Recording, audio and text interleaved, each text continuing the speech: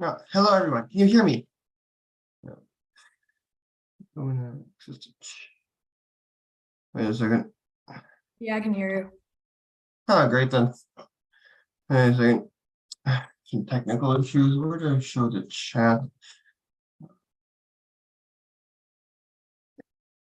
Oh, damn.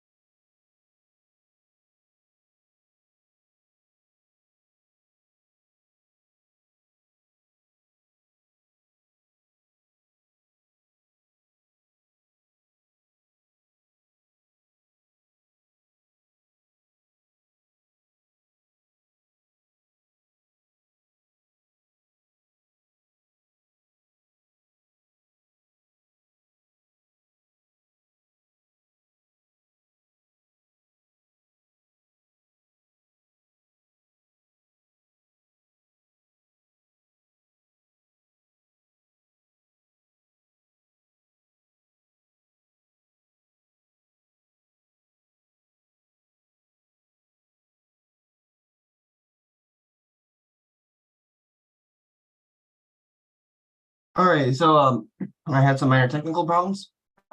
Right now, does everything work okay? Yeah. Can you hear me now? Oh, great Yeah. then. Great. So to reintroduce myself, my name is Eric Zhang. I will be teaching you the day 2 of this Let's Code Java. You can see the screen I shared, yes? Yeah. Great then. So first of all, this is what we're going to cover today in today's lesson. First of all, what is telemetry? I will explain what is telemetry and why do we need it. Second, I will explain why do we use telemetry. We learn how to code basic telemetry outputs and to use the variables. The third one is color sensing. Learn to use telemetry with a color sensor. And the fourth one is that I will then go and explain why do we learn that for today's lesson. Okay. Okay, lesson number 1. What is telemetry? So telemetry lets us communicate with our robot. It allows the robot to display the values of its sensors. Makes it so that we can see what is happening and understand why the code behaves the way it does. When you're running it on the real FTC, you see on the screen that there's a bit of an iPhone type thing. At the bottom, this is where telemetry gets displayed. So we will use telemetry today to display the values of a color sensor. This lets us know its readings at different points on the field so we can program our robot to stop when it reads certain values.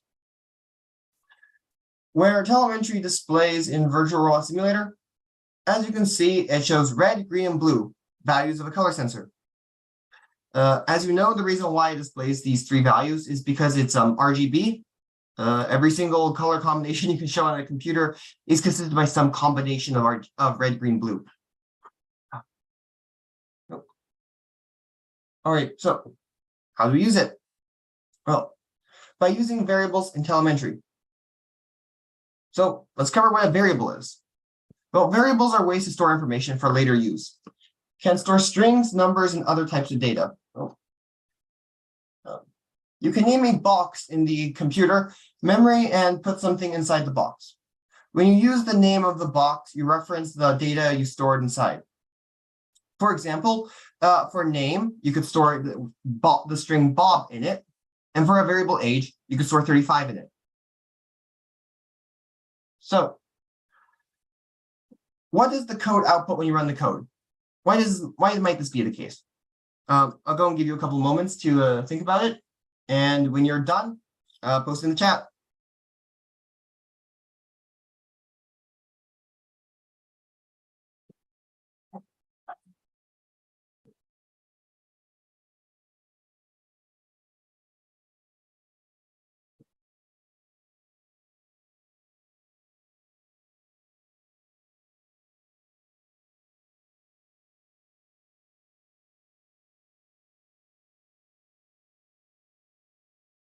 Again, when you manage to think of what it might do, just don't worry, don't be afraid to be wrong. Okay, there's plenty of room for learning. Just if you have a theory, put it in the chat, and after a couple of you have shared their things, I can go over what it actually does.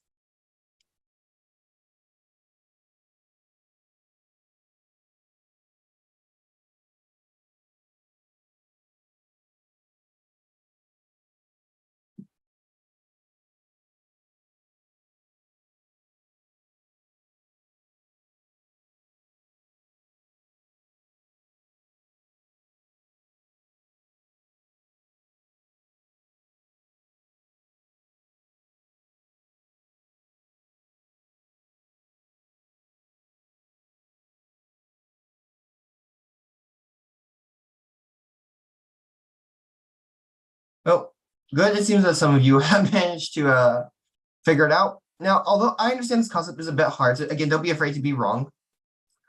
But so as Howard pointed out, we're in Vivilia and some others.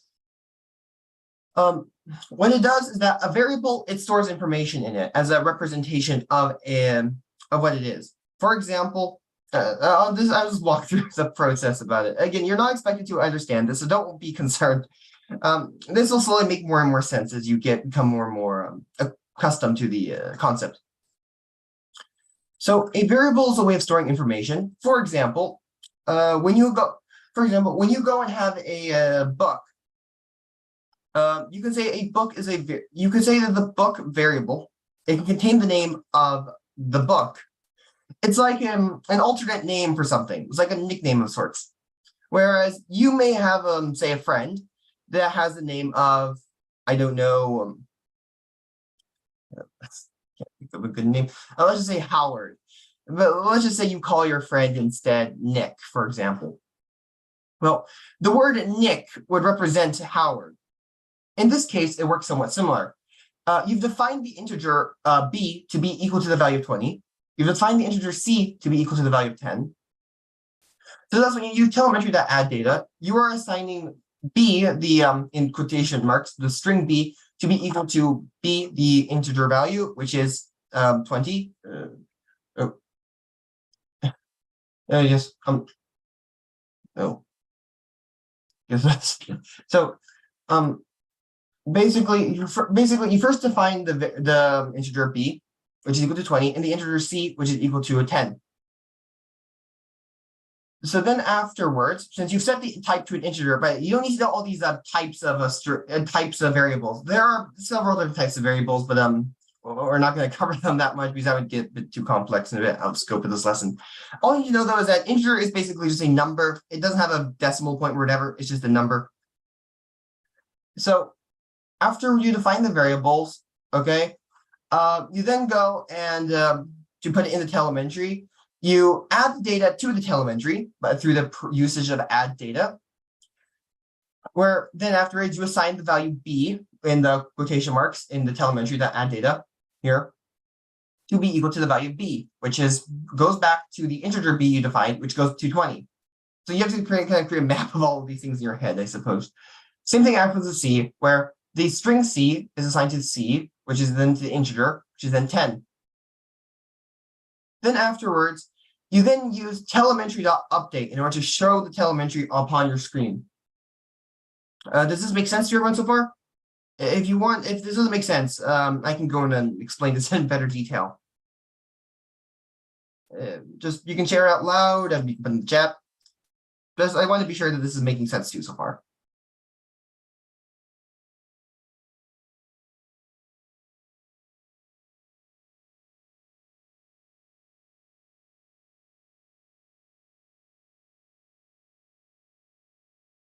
Okay. Okay, well, that's good. So again, okay. Phoebe. Okay, let's see if I can help you understand it with perhaps a bit more of an in-depth explanation. So an integer basically stores something as something else. For example, you store a number 20, like the number 20 can, instead of saying 20 every single time of saying 20, because that gets kind of repetitive, typing out 20, where in real life coding, you would type out something something much more complex, like perhaps a function statement or perhaps a series of commands, or perhaps some arbitrary value, like a health bar or something, which would, it doesn't really make a lot of sense if you just put it as a number every single time. So in order to represent that number, it's then put into a variable. A variable basically holds the whatever you want to hold it as what it is. I suppose that sounds kind of bad now that I'm saying it out loud, but so let me give you an example, Phoebe. What's something that you might use to go and represent something that's not literally it? Like I can give you one example right now. For example, you may call a abbreviated version of, say, I don't know, the FBI to be representing the Federal Bureau of Intelligence. You could say that the variable FBI is equivalent to the string Federal Bureau of Intelligence because it is a faster way to write out Federal Bureau of Intelligence than putting Federal Bureau of Intelligence every single time in your code. This would get kind of annoying after a while. So it's much better to just simply type out FBI. Could you provide me an example, Phoebe? Just share it in any way you would like. And again, I encourage the rest of you to also do the same. if you could also think of some other examples where variables might be used in real life or theoretically, don't be afraid to share.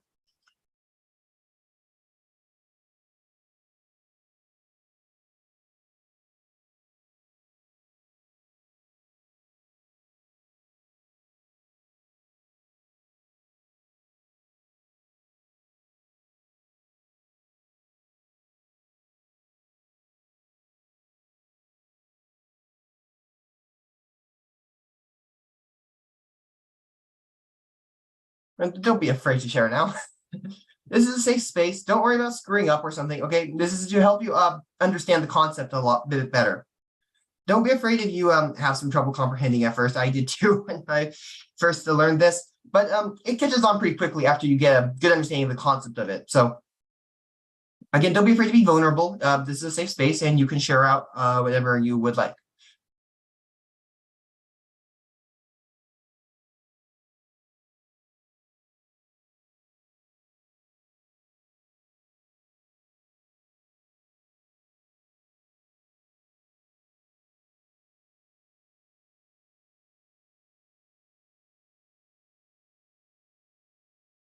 Well, I suppose it's taking a bit too long, unfortunately. Well, if you do manage to come up with any, ideas of some integers you would like to share in the chat, don't be afraid to share it on. But for the sake of pacing, I'll just get moving on.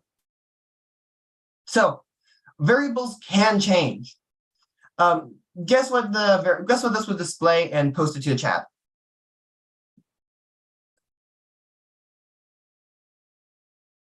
Yeah, by the way, if you do notice, oh, thank you for sharing video. Yeah, yes, that would work.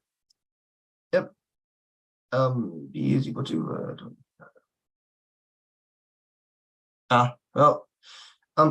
okay, so Howard, B equals to 20 plus 10. That is correct. That is a good understanding of it. But that's not what it would unfortunately display, because as it would show, it says telemetry, add data, value of B and C, B, add data, C by itself, C. So you understood this quite well. I don't think it's quite coming through though about what actually happens, because you haven't gone to the simulation part yet. So I mean, good job, Howard. Yes. No, B is equal to 20, and then B is set to 20. Then afterwards, integer C is set to 10. Then afterwards, B is equal to B, the original value of B, which traces back to this integer definition of B, which is equal to 20. So it's 20 plus C. C traces back to this integer C, and C is equal to 10. So thus B is equal to 30. Yes, good to see that this is slowly catching on. Yes. So currently, does this make sense to everyone? Let's see here. Hey, but it would be like 20, but then wait, but like B is 20. Oh, okay. So let me explain this to you. So again, don't be afraid to be wrong. This is a perfectly safe space. So okay, so B, when you initialize it, when you first define the variable B, and since B is just an arbitrary thing that represents something, B is equal to 20. This is what you initially set it to. And then integer C is set to 10. So since code runs from up to bottom until you get into methods and functions where it stops running like that, but that's beyond this current lesson of the class. Since code runs from top to bottom, the first line that's run is integer B, which is equal to 20. Currently, this sets B to be equal to 20. Keep this inside your head. Then afterwards, in the next line, it sets C to 10. Also keep this inside your head. So now here comes the confusing part. So integer B, okay, you've already defined the variable B, so you don't need to redefine it since it's not a separate variable. This is equivalent to B. Whenever it's an integer is used in a statement to redefine itself, this B is used to call back to this integer B, which is then equal to 20. Okay, I hope you're following along so far. So currently, this statement would be equal to B equals to B plus. I see this may be a little hard to illustrate. Let me go and type in the chat so that this can make a bit more sense. So initially on third line B is equal to 20. And then afterwards, C is equal to 10. This is so in machine. So again, in programming, it goes from top to bottom. So again, this is what it's currently set to. So now B, since you've already defined integer B, you don't need to redefine its type. This would then be equal to B, which calls out to the B integer, which is equal to 20. Then afterwards, it sees what C is. So C is equal to 10.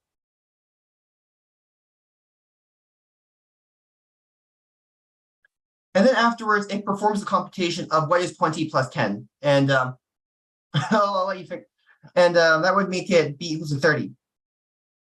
So then afterwards, now currently, to reiterate the variables, integer C is equal to 10, while B is equal to 30.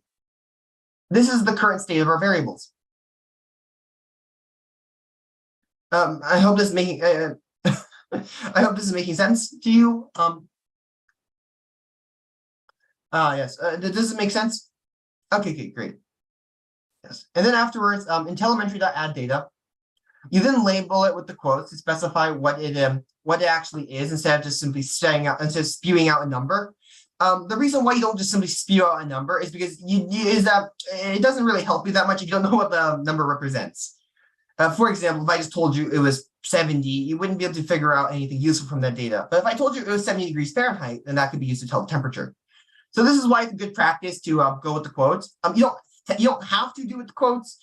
You could just simply leave it blank, I suppose. But you generally should put the quotes out because it makes your code a lot more readable and it makes it a lot better, a lot clearer what the variables or numbers you spat out actually do. So then after it says the value of B and C is equal to B. And since B, we already defined that as 30, it is the value of B and C is 30. Then afterwards, C by itself, since C hasn't changed at all, and C is equal to 10. And then afterwards, it then updates the telemetry, which then displays it. So we previously discussed. Also, I should note that whenever you use an equal operator, that is used to assign things. So let me write that down in chat. So the equal operator is used to assign values.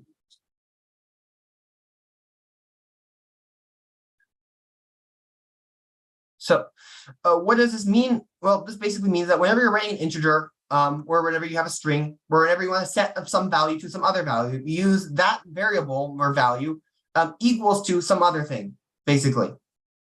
That's how you define it. When the variable is not within the equal sign, so for example, in the B plus C statement, C would not be defined because C is not the thing being equal to something else. It's not because this thing, you would read it as B, the integer, is being assigned the value of B, which is B 20, plus the value of C, which is 10.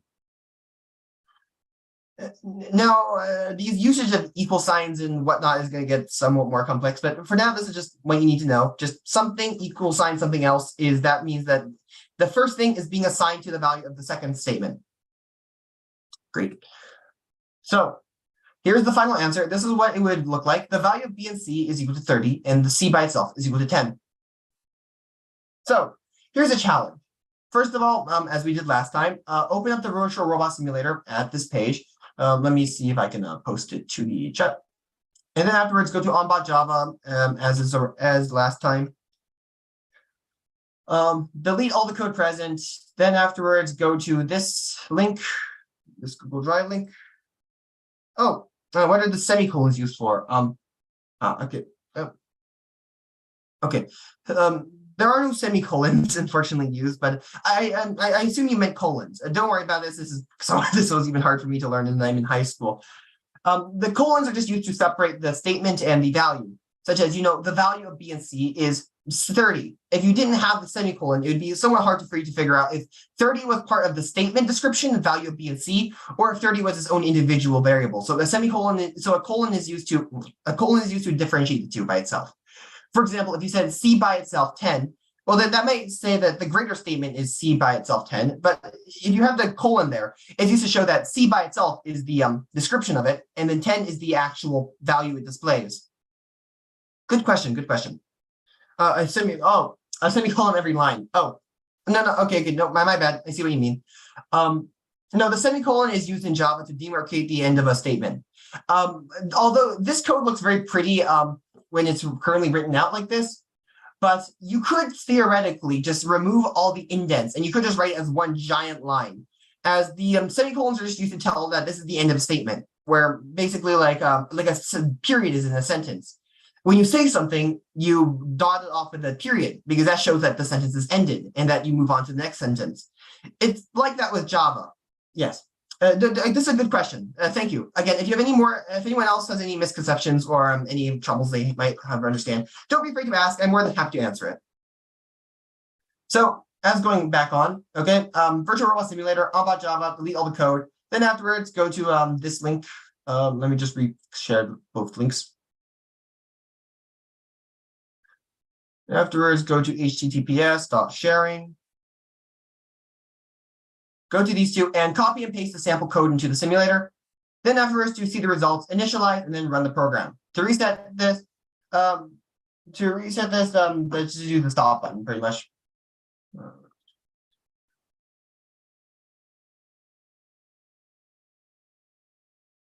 I'll go give you a couple minutes to do it. In the meantime, I will also go to the robot simulator.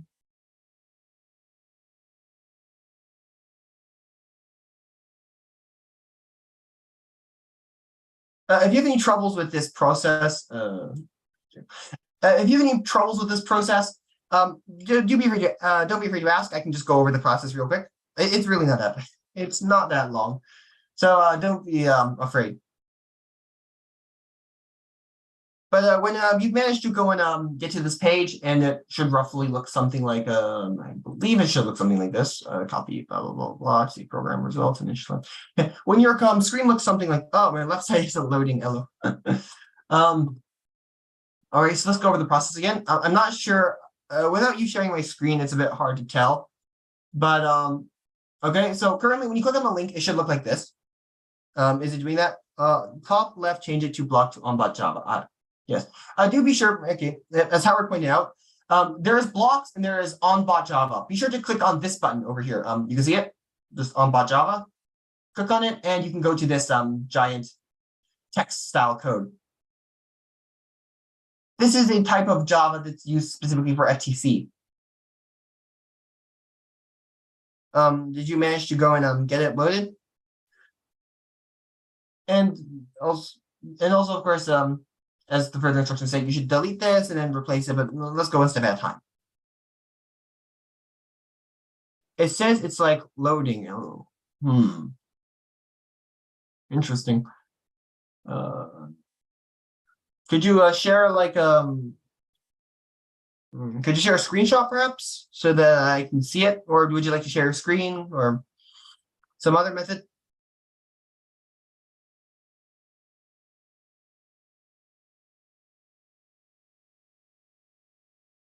Okay, so which method? Share your screen or screenshot? Just put an image onto the chat. Of course, if you're comfortable with sharing. You don't have to share, but this will kind of help me a bit.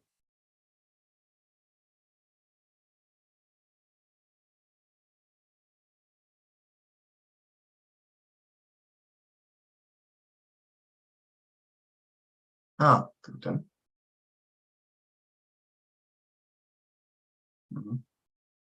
Take a look, see now, all loading. Yeah,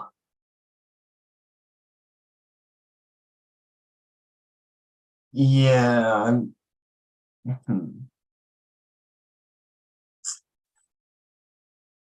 I don't know how to fix that problem. Do you have an alternate device perhaps that you can use? Is your Wi-Fi working?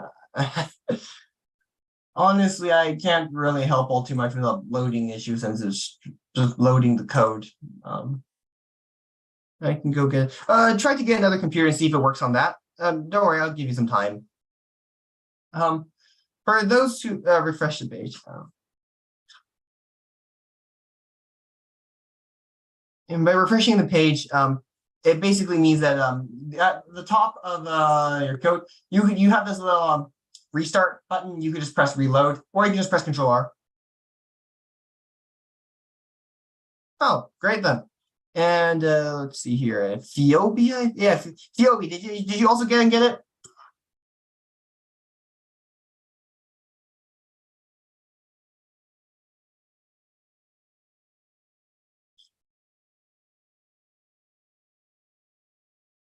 Oh, okay. Hmm. So did you try to get an alternate device or refresh the page? Again, click this button up here, right next to the link. I'm trying to get on my computer. Okay, great. Oh, well, I'll go and assist you, but for everyone else that's held up, I don't want to hold it up. So just for now, to see the results, initialize and run. So this is what you should be seeing the robot program do. Just let's be sure we're on the same page here. It shows the value of B and C by itself. This is the thing you need to know for. So I'll just put up a challenge for now. Use what you've just learned to rewrite my code sample to achieve this output you show on the right. But somehow switching from Edge to Chrome made it work for me. Refreshing. Yes. Thank you for help, Catherine. So, okay, so I hope you use what you just learned to rewrite my sample code to the right. The value of f is 60, the value of g is 40. I want you to define two integer variables named f and g, set their values appropriately, and then display their values as shown. Feel free to delete the current variables and telemetry output so that they do not interfere. As you write your code, you can use them as reference. So Edge does not have good support for some. Yes, do be sure you're using Google Chrome. This is also the web browser I'm using, which is also Chrome. So let me just go and type up the message real quick. The value of f 60. The value of g is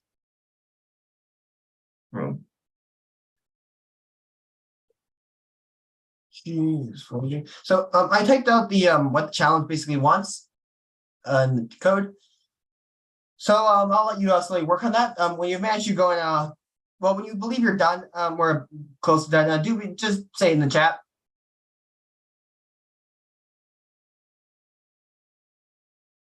So now let's so now that some people have their challenges. So Phoebe, is it working for you still, or oh, okay. When do I choose? Is it programming? Okay. So let's see here. So as I hope you can see, there is two different types of codes. Let's see your chat. Okay. Great then. So which programming do I choose? So basically, you will be currently at this page, which is called blocks. You will click this button called on block Java next to the side of it. And then afterwards, you'll be up here in the onBot Java. Then afterwards, open up the Word document I posted. I could also just post out the raw Word document for you, but just post out the Word document. Oh, too long. Well, I suppose it's not an option then. Well, basically, after you've gotten to this page, again, go to this link, go to this Google Docs link, copy and paste what's inside. Basically, just go delete all of it and then paste it back. Great then. Glad it's working for you. Well, let me go give you a couple minutes to go and complete the challenge and catch up. Again, when you're done, don't share it in the chat so that I can tell when everyone's done and I can go over it.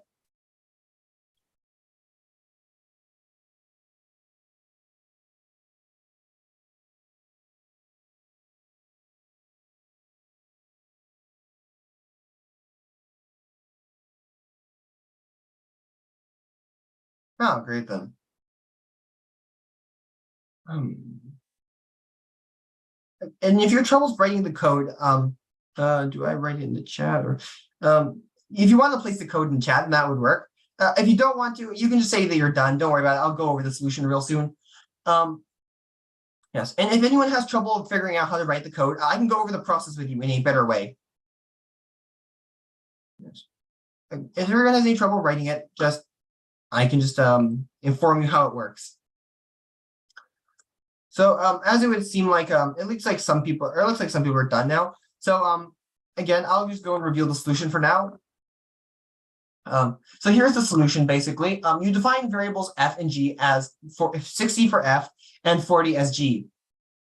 Then afterwards, you add your data to telemetry. That's telemetry.addData. The value of f is f, and the value of addData g is g. Then afterwards, telemetry.update. It should be noted that the slashes on the side are called comments. They don't have an impact in your code, but they can help you explain what the code does, which helps with readability. This will let you explain the parts of the code so that other people, or perhaps when you learn it, becomes a lot easier. You can comment multiple lines by using a / star symbol, and then write the comment in between. And then afterwards, use another star symbol and use the same / You can try it on your own laptops as well. But basically, the comments have absolutely nothing to do with the running of the code. It shouldn't affect the code at all. It's just there for clarificational purposes and to help you perhaps outline your code and to help you write it. It's quite helpful, and you should when you do learn, if you do plan upon going into computer science, it is a very helpful thing to learn because it helps let you write code faster and better. It's very laggy. Unfortunately, there's not much I can do about that. So anyways, color sensing. So let me explain the basics of sensing colors for you. So delete all the code, and then afterwards, go to this Google Docs, which I will post. Let's see here.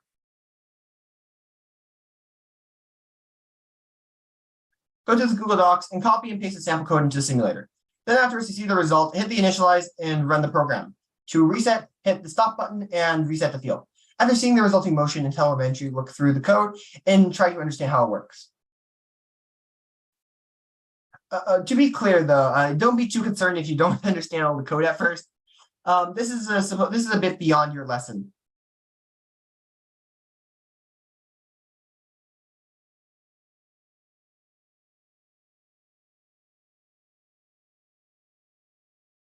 When you're done,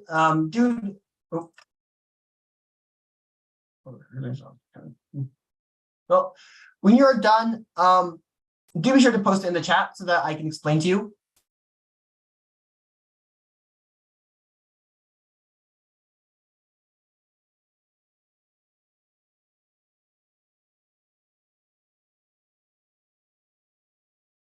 Again, take your time. If you have any technical troubles, like last time, don't be afraid to share.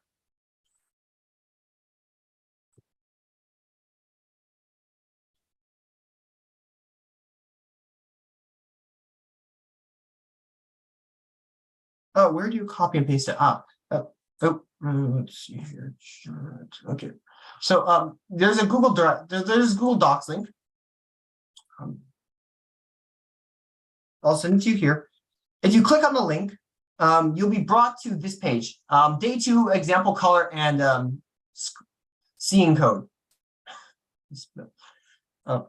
Then after, you just have to do copy and paste all of it. You could drag your cursor along, or let me give you a quick computer science trick. If you press Control A, this selects all of the code, and then afterwards you can press Control C to then go and copy it.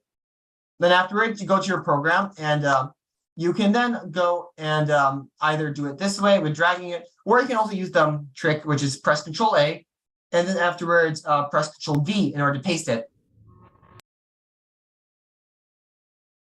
Does that help clarify it for you, Phoebe? Or you still need some help? So to go over again, go to the virtual robot simulator.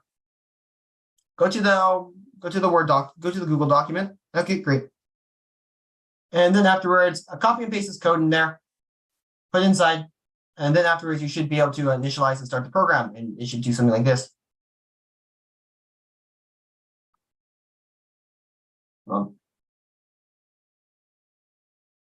I'm just going to stop it right there, but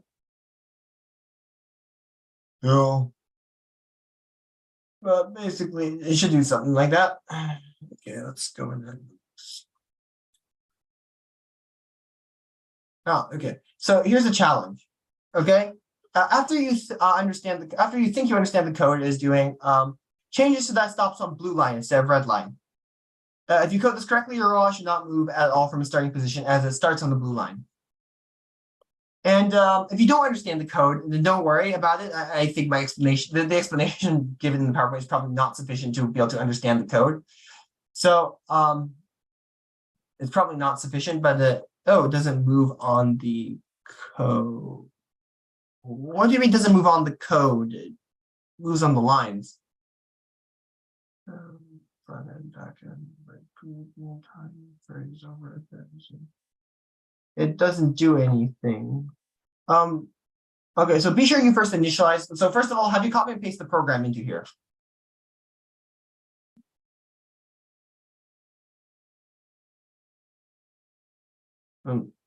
Okay, then afterwards, have you initialized the program? Just click this button right here. Initialize the program. Click it. You should have a bit. They have things to wobble around a bit.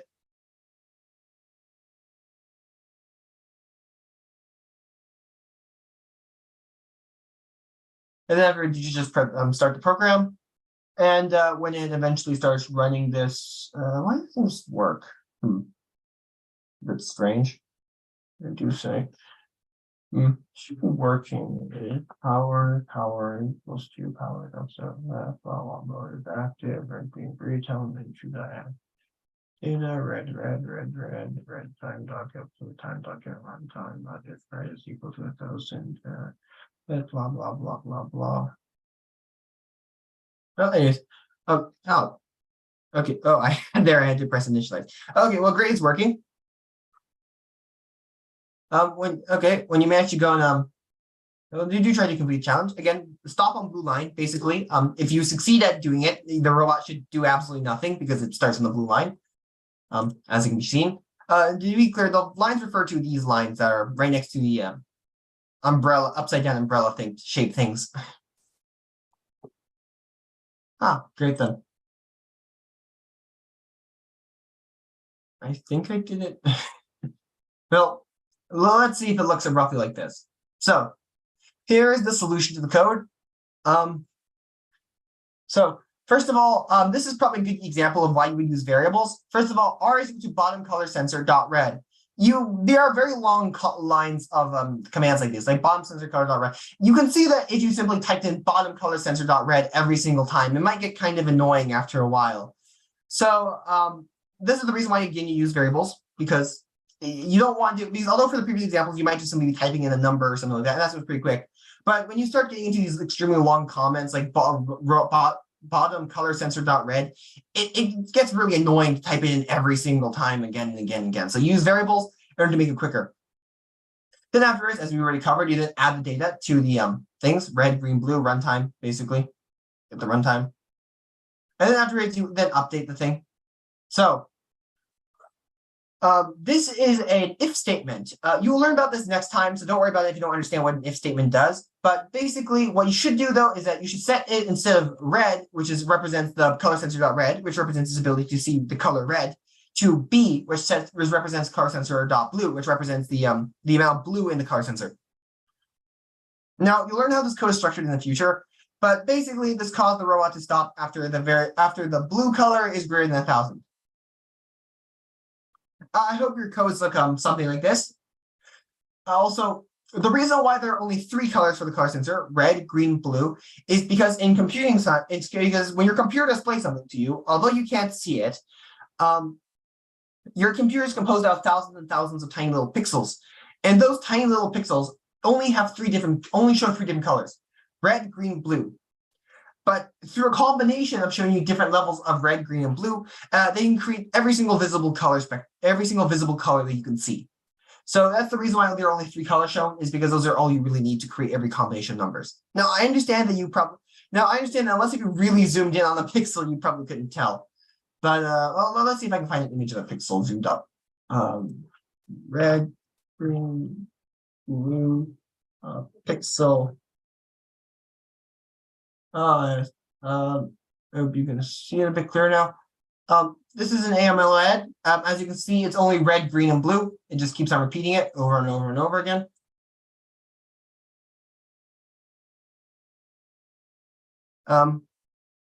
Great then. So then afterwards, let me just explain why we just do that. So don't worry if you don't understand the entirety of the code. Okay. As we learn programming, we have to look to example code to learn about how to do new things. In the future, we'll cover exactly what every part of the program does. However, being able to understand in general what an unfamiliar program does and adjust it to fulfill your purpose is very useful. When you program your robots this year in FTC, it provides a lot of sample programs for you to use for almost every sensor. Even experienced programmers rely on these samples to adjust them as needed to perform different tasks. I should probably give you an example of all the different samples that there are. So when you do load no, they don't have this. Let me take a look. FTC sample codes. Let me just share some sample codes with you. Let's see here. Shouldn't be that hard. Team code. I don't have this pulled up, so I'm just Googling this on the spot. But let's see here if they have some code online. It shouldn't be that hard to find. Here's one example. Here's one example of example code. This is the thing you get sent today. Don't worry, you don't need to go over this. This isn't like something you don't have to like click on the link, but this is just to show you how much sample code there is. There's basic Omni, basic April tags. You can see this giant amount of code is just all the sample codes they give you. So there's plenty of sample code to work with. So don't worry about that. Again, you don't need to understand all the sample code. You don't need to look over it or something, but I'm just showing you how much code there is. So, did you actually learn color sensing then? If you didn't completely understand, well, yes. The next class you'll cover exactly how to use the color sensor as well as while and for loops and conditional statements. So, this meeting ended up somewhat quick, I suppose. This is just a team. This is just our team. This is team 21229 quality control. This is our group after the party with our trophy. And this is us at the first tech challenge, power play, and this is our robot, and this is our videos. Okay.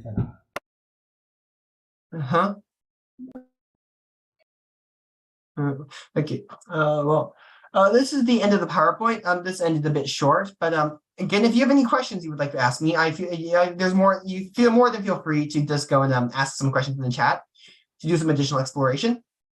Yeah, but if you want to leave a bit early now, maybe perhaps you're a bit rushed, or perhaps you have something else to do, you can leave now. So to anyone who doesn't have a good understanding of this, don't be afraid to stay behind and go and ask some questions. You're welcome.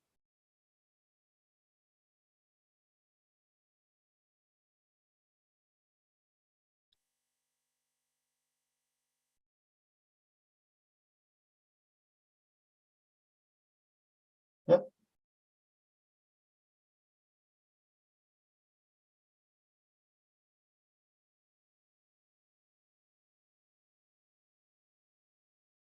Well, it doesn't appear that, does anyone else have any questions? Doesn't much appear like it. So I'll just be ending the meeting now. Next meeting, if you have any questions that are still lingering, you can just ask me. But for now, since no one's really seeming to post much in the chat or speaking out, I'll just end the meeting right now. Yeah, great. Well, bye then. Let's take a look at how to actually end this thing. Knowledge is so complex. Stop share, end. Well, anyways, bye then. Thank you for coming to this demonstration. Enjoy the rest of your day.